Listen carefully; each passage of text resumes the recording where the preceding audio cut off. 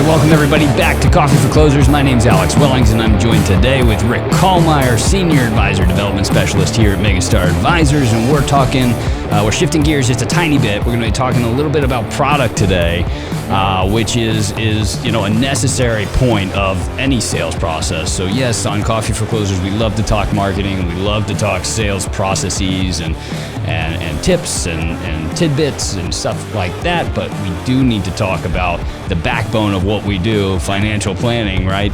And one of the hottest products on the market today, the Atlantic Coast Life product, the Retirement Plus Multiplier. And Rick, you've said to me many times that we need to do something like this on the show, talking about this product, because you have a lot of raving fans out there in the advisor pool. And so we wanted to bring some information to everybody out there with the Megastar team about this product.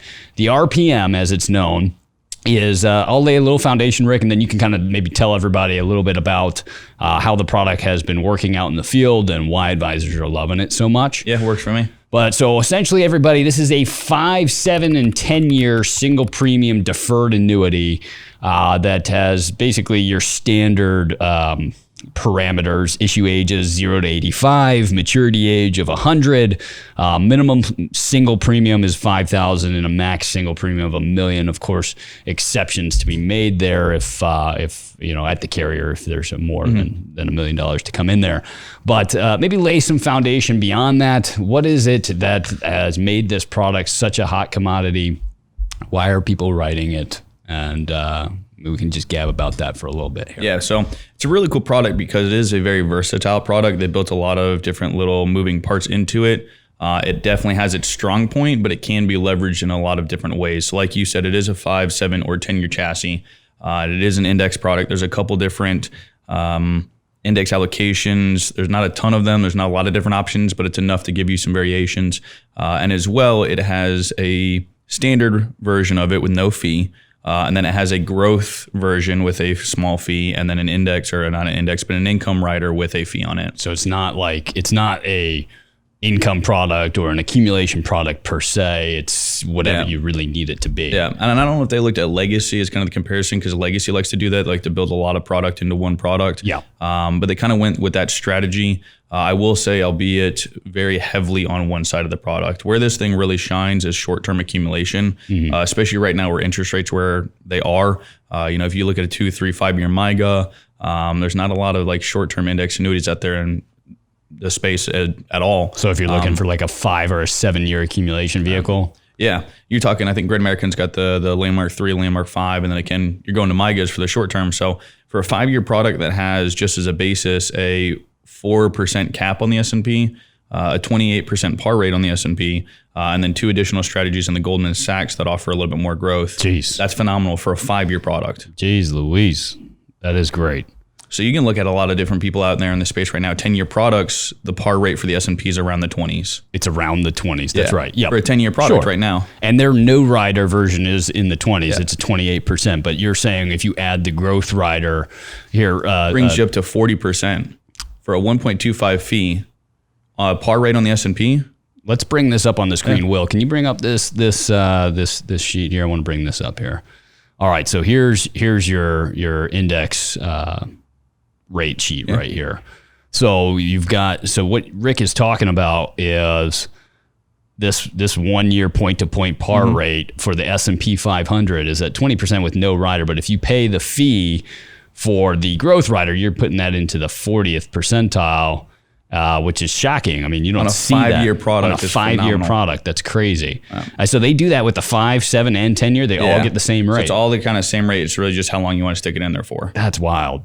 So that's kind of how they leverage it out, is because the people putting it for the longer term are kind of paying for the short end people with a little bit more responsibility for money. So I love this for a short term accumulation vehicle. That's great. And if you really want to cook it, they have the Goldman Sachs. Goldman Sachs Aging America Index, which I think Great American was the one to really bring that to the forefront. I remember Chad talking to us a lot about that index years back. Chad, our wholesaler. Yep. Or our external rep there. Yep. And again, they offer a good rate on that as well. You got 75% with no fee. You can buy up to 125% on a 1 year point to point.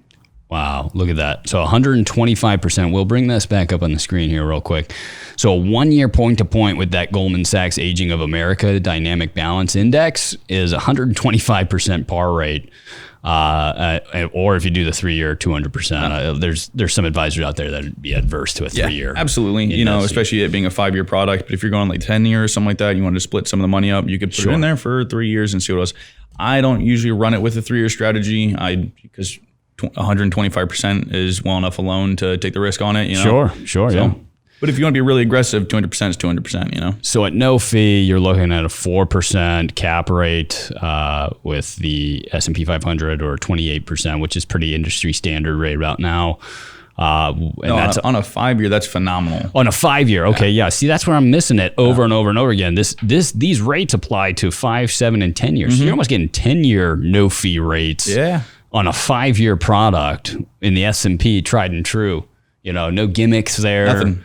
I mean, it's not this put together indice that's going to be, you know, good today and gone tomorrow kind of thing. It's the S&P. That's wonderful. Wow.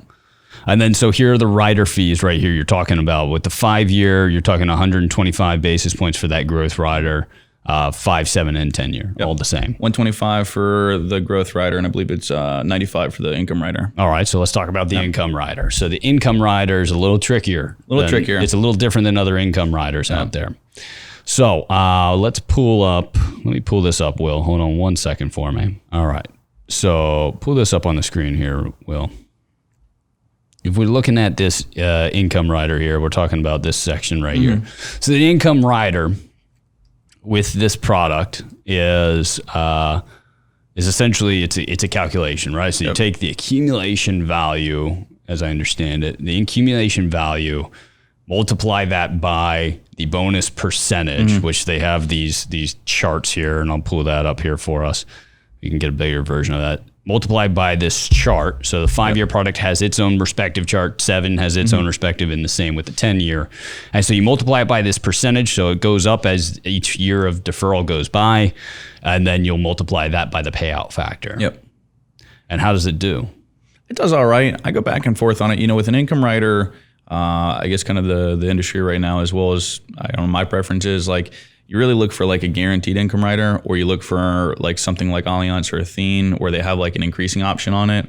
I don't really vary too much on things that aren't like a guaranteed, like, you know, guaranteed 7% roll up, that kind of thing. I'm cool with it. Yeah, it's either like give me something that's like a guaranteed 7%. I know what that's going to be for 10 years. Or if I'm going to allow it to fluctuate with the growth of the account, I would want it to continue after the income's been taken. Well, you look at it, it is somewhat like, so this first year, you're talking about a 7% roll up there, and then you're talking about a 10% roll up from there, and then a 10%, 10%, 10%. So I'm looking at this 7 year product right here. So this area, right? And so you talk 7, 10%, 10%, 10%, 10%, and then, you know, goes down from there after that. But in those first few years, so that first 5 years of that deferral, you're guaranteed a good 10% roll up. Absolutely, but you're still locked into that payment. It doesn't have the increasing income features like an Allianz or Athene would. Right. So you're kind of like, to me, the worst of both worlds. And then again, I mean, you still have an opportunity. Yes, could it be a lot better if the accumulation does really well? 100%, because again, you do have good rates on it. So you could get a good base payment, but it's not going to increase as you're taking it home later down the road. Actually, I'm misconstruing that. It is not guaranteed 7%. Yes. If you think about that, right? It's going to be 27% of what the account does. The account value. Gotcha. Yeah. So, okay, I can see it being, you know, somewhat of an issue. Still not bad, not great. You know, an easy thing to explain once you get it. It's cool. The other thing I think is really weird on this is you can't turn the income rider on until 1 year after the policy, which isn't a bad thing. Yep. Or age 65. So 60 to 65, you can't turn the income rider on. Really? Yep.